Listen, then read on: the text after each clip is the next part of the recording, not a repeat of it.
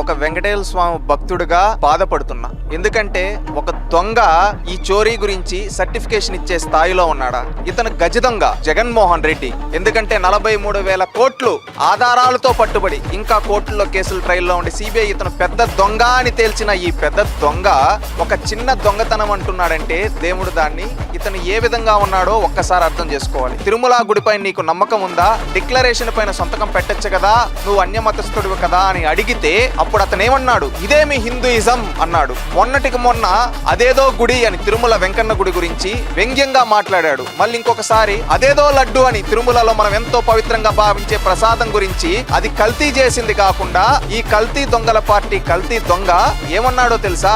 అదేదో లడ్డు అన్నాడు. మళ్ళీ ఈ సిబిఐ ఛార్జ్ షీట్లలో ఆధారాలతో దొరికిపోయిన ఈ గజ దొంగ ఈ రోజు దీన్ని ఒక చిన్న దొంగతనంగా చేస్తున్నాడంటే ఇతను హిందూయిజం పట్ల అదే విధంగా తిరుమల తిరుపతి దేవస్థానం పట్ల ఇతను ఏ విధంగా ఉన్నాడో ఏ విధంగా అవమానిస్తున్నాడో ప్రతి ఒక్కరం ఆలోచించాలి. ఇది దొంగతనం గురించి చిన్న దొంగతనం అంటున్నాడు. ఇది చిన్న దొంగతనం కాదు, ఇది హిందువుల మనోభావాలు దెబ్బతినేది. ఎందుకంటే వీళ్ళు దోచింది 100 కోట్ల పైన స్కామ్. ఇది ఈ 100 కోట్లు అనేది ఎంతో మంది భక్తులు ఆ వడ్డీ కాసుల వాడికి మొక్కులు చెల్లించుకుంటే అనుకుంటే అలాంటి దాన్ని ఇతను చేస్తున్నాడంటే ఇతను ఏ స్థాయిలో ఉన్నాడో ఒక్కసారి రాష్ట్రంలో ఉండే ప్రజలందరూ కూడా ఆలోచించాలి, హిందువులు ఆలోచించాలి.